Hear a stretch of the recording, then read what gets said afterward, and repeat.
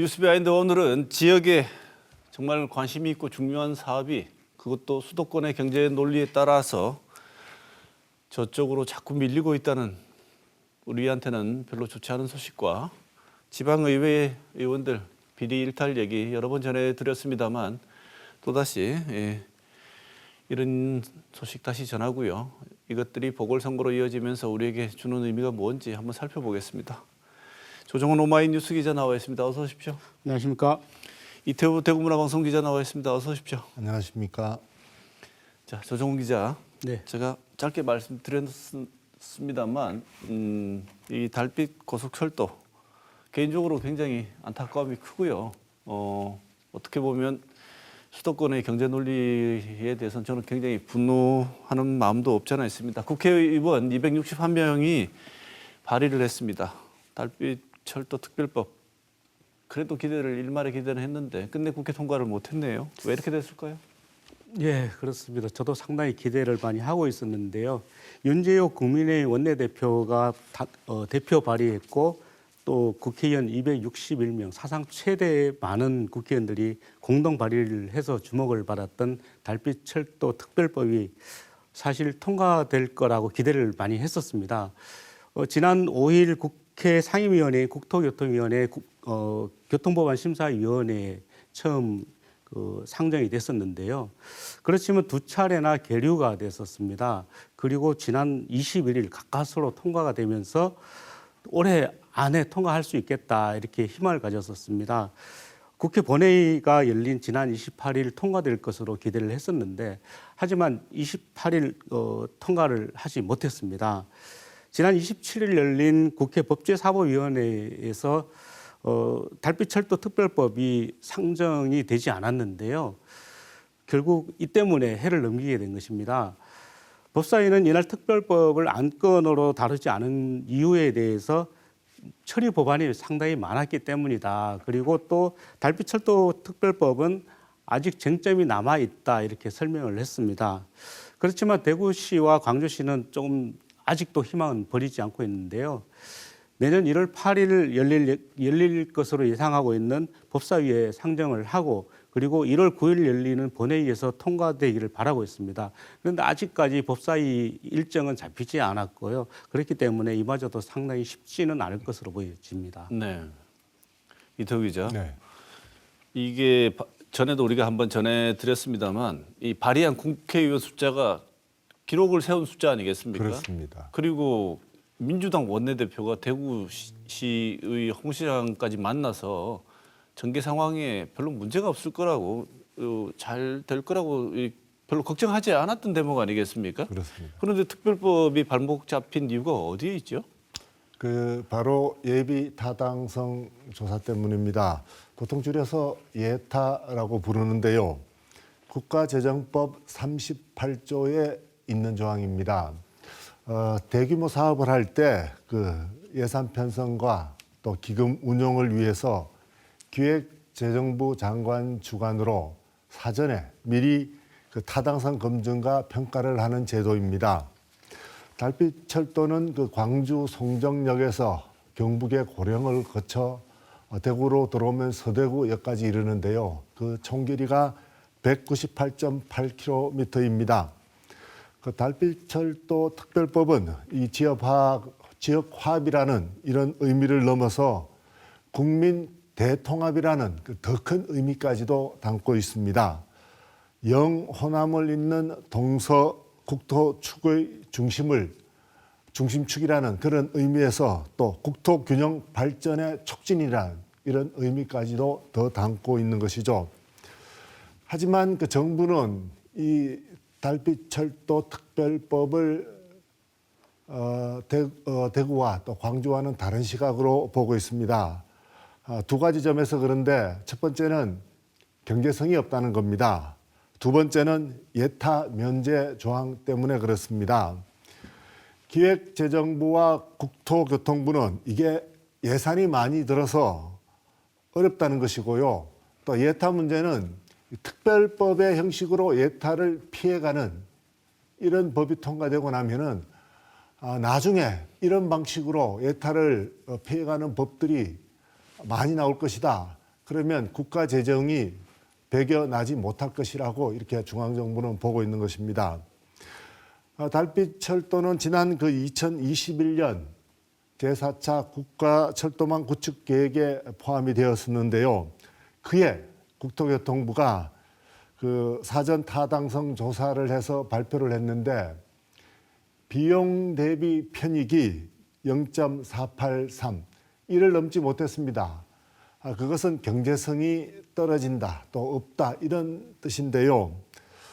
그래서 지금까지 말은 무성하지만 제자리 걸음을 하고 있는 것입니다. 국회에서도 국토위는 통과했지만 법사위의 벽은 넘지 못했습니다. 네. 경제성. 네.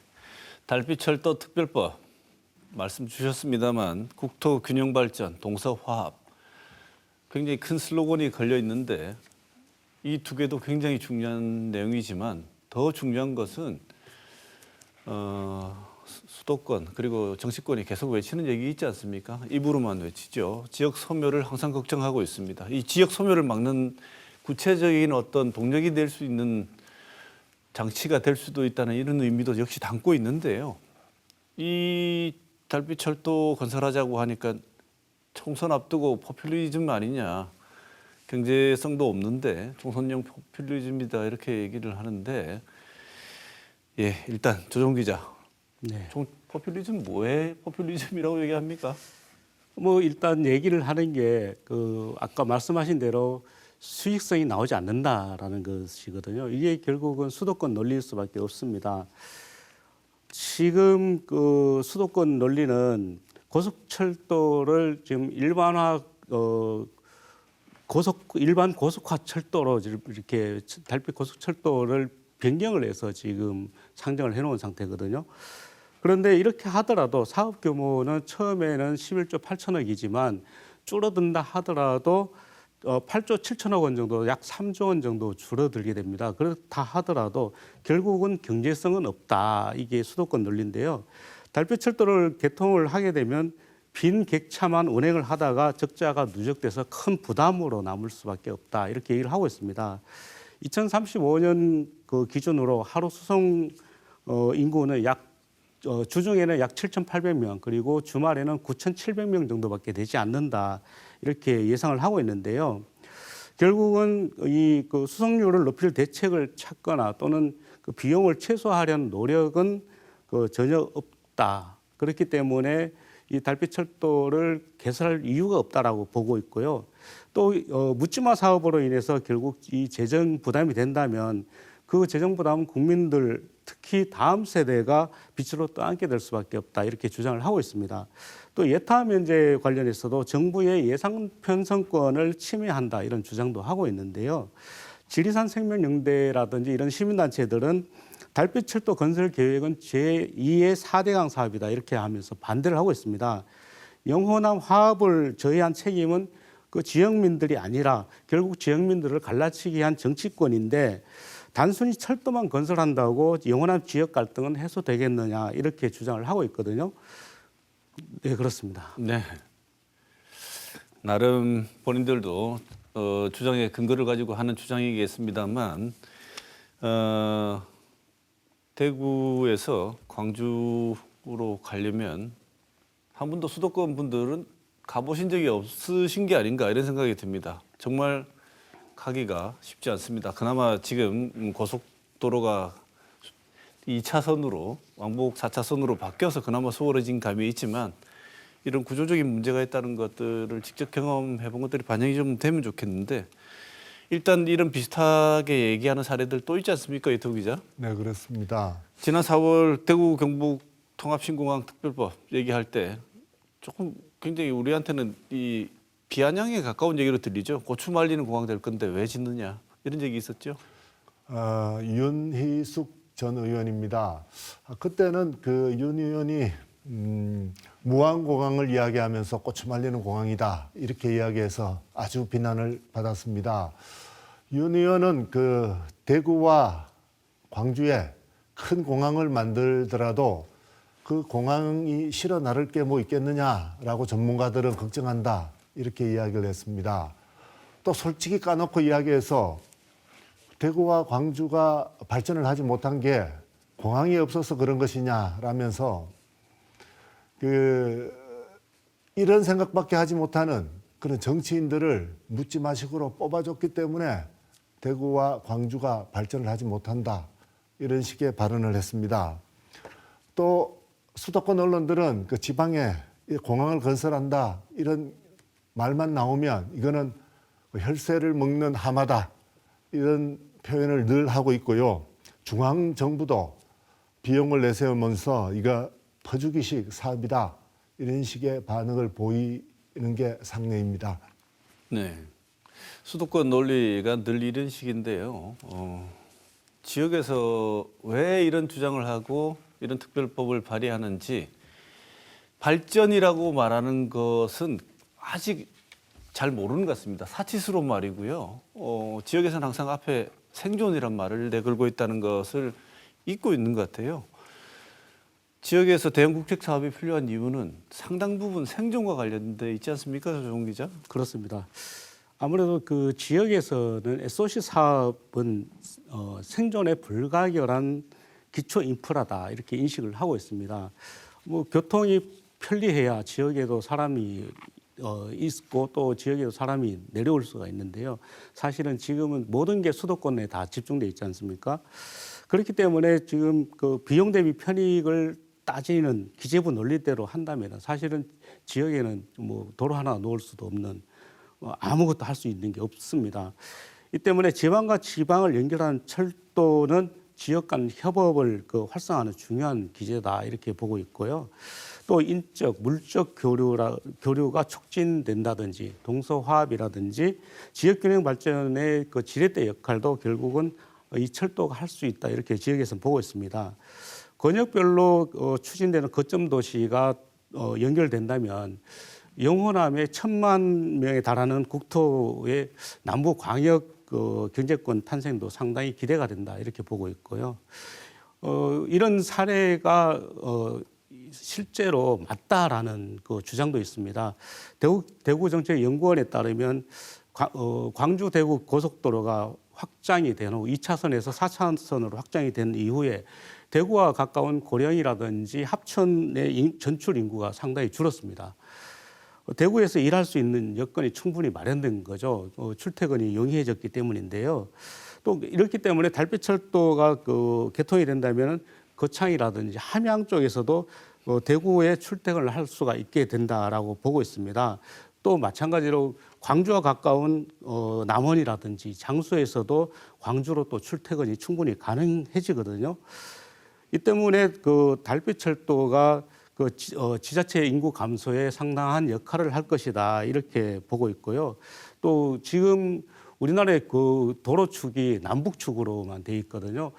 그런데 지금 동서축으로 이렇게 보강이 된다면은 인구 소멸 지역도 경제 성장이 상당히 가능해지고 또 영호남의 공동 번영 또 여기에 더불어서 지역 간 교류도 상당히 활발해질 것이다 이렇게 보고 있습니다. 네. 이태우 기자, 네. 우리하고 이 비슷한 상황에 있었던 일본도 이런 동서축으로 철도가 개통되면서 지역 발전의 계기를 마련한 경우도 있다고 하는데요. 그렇습니까? 네, 그 차상용 나가사키 현립대 교수는 일본의 중북부 지역에 있는 그 동서축 철도 호쿠리쿠 신간센 개통이 그 지역 발전에 크게 기여했다 이렇게 말했습니다. 차 교수는 이 호쿠리쿠 신간센이 개통한 2015년 이후에 도야마현의 경제 파급 효과가 88억 원에서 154억 원으로 또 이시가와현은 124억 원에서 678억 원으로 대폭 증가했다고 말했습니다. YKK 등 그 일본의 대형 기업들도 이 철도가 놓인 경유지 주변으로 그 본사를 옮기거나 아니면 본사 기능을 확대해서 지역 경제 개발에 또 번영에 이바지했다 이렇게 말했습니다. 네. 되겠지요. 기대감을 실어서 기대해 보겠습니다. 되겠지요가 아니고 꼭 되도록 해야 될 것 같습니다. 네. 두 번째 주제 넘어가겠습니다. 두 번째 주제, 지방의원의 일탈들이 천태만상의 양상을 보이고 있는데요. 중요한 거는 나가게 되면 보궐선거를 해야 된다는 것이지요. 네. 보궐선거 하게 되면 혈세가 낭비된다는 게 문제인데 일단 자 지방의회 의원들 일탈해서 중구의회는 의원 7명 중에 2명이 의원직을 이걸 상실하고 그래서 보궐선거를 치르게 됐는데 이토 기자 어떻게 이게 보궐선거까지 가게 된 경위가 어떻습니까? 이 시간에 여러 번 다룬 이야기인데요. 중구의회는 의원 7명 중에 2명이 의원직을 잃었습니다. 공직선거법 201조에 따르면 그 의회 지방의회 의원 정적수의 4분의 1 이상이 거리가 되어서 치러지는 보궐선거인 경우에는 그런 원인이 생긴 지 60일 이내에 선거를 치르도록 하게 되어 있습니다. 그래서 그 중구는 내년 1월 31일에 보궐선거를 치르는 겁니다. 중구 선관위는 지난 11일부터 그 예비 후보 등록 신청을 받고 있고요. 그리고 15일에는 그 예비 후보자 입후보 안내 설명회를 했습니다. 그리고 본 후보 등록은 내년 1월 11일과 12일 이틀 동안 하고요. 사전투표는 26일과 27일, 그리고 본투표는 31일을 통해서 당선자를 가려냅니다. 네. 구의원 2명이 의원직을 상실했습니다. 그러면 거의 보궐선거를 치를 수밖에 없는데 근데 상실의 이유가 그나마 타당하면 덜 씁쓸할 텐데 둘 다 조용 기자 어처구니가 없는 일로 둘 다 의원직을 상실했다지요? 네, 그렇습니다. 먼저 이경숙 전 의원 사례를 말씀을 드리면요. 지난 3월 17일 중구도심재생문화재단에 자료를 요구를 하면서 서류를 무단으로 반출했다라는 이유로 징계를 받습니다. 30일간 그 징계를 받았는데요. 그러자 이경숙 전 의원이 징계 결과에 불복을 하게 됩니다. 그래서 법원에 집행정지 가처분 신청을 냈는데요. 법원은 3월 말에 중구의회에 신문기일 통지서를 보냈습니다. 이 중구의회가 통지서를 받고 서류를 확인하는 과정에서 이 전 의원의 주소지가 남구로 이전된 사실을 확인을 했는데요. 이 전 의원은 2월 1일자로 그 남구 봉덕동으로 전입신고를 한 게 확인된 겁니다. 그래서 전입신고일로부터 의원직을 상실을 하게 됐습니다. 지방자치법에 따르면 그 지방의회 의원이 구역 변경 등이 아닌 다른 이유로 직능을 이전을 하게 되면은 의원직에서 당연하게 퇴직을 하게 돼 있거든요. 그리고 또 다른 의원입니다. 권경숙 의원은 자신과 또 자신의 자녀가 운영하는 업체를 통해서 지자체와 수의계약을 했다가 제명이 됐습니다. 권경숙 전 의원은 지난 2019년부터 지난해까지 자신과 자녀가 운영하는 업체 2곳을 통해서 지자체와 모두 17건의 수의계약을 했는데요. 1,000여만 원의 이익을 얻은 혐의로 지난 11월 27일 제명을 당했습니다. 대구참여연대에 따르면 권 전 의원은 2019년도에 중구의 부의장으로 당시 재직을 하고 있었는데요. 이때도 그 중구의회와 2건의 수의계약을 체결했습니다. 이 수의계약을 체결하는 것 자체가 지방의원이 지방자치단체와 영리를 목적으로 할 수 없는 계약이거든요. 그렇기 때문에 지방계약법 제33조를 위반한 것입니다. 네. 이태우 기자, 네. 중구의회 앞서 다룬 두 의원, 의원직 상실당한 두 의원 이외에도 보조금 부정수급 건으로도 또 문제가 있다지요? 네, 김효린 의원인데요. 예비 창업자 지원 사업에 참여하기 위해서 그 사업자 등록이 있는 사실을 숨기고서 서류를 제출해서 보조금을 받았는데 이게 국가권익위 조사를 통해서 드러난 것입니다. 국가권익위는 지난 6월에 그 김 구의원이 타간 그 보조금, 부정수급한 보조금을 다시 환급하도록 하고 또 경찰에 의뢰해서 수사를 하도록 그렇게 맡겼습니다. 그리고 또 배태숙 부의장이 있는데요. 그 배 부의장은 지난해 선거를 통해서 당선된 뒤에 유령회사를 만들어서 중구청과 거래를 합니다. 약 1,680만 원어치의 수의 계약을 했는데요. 이것 때문에 출석정지 30일을 받았습니다.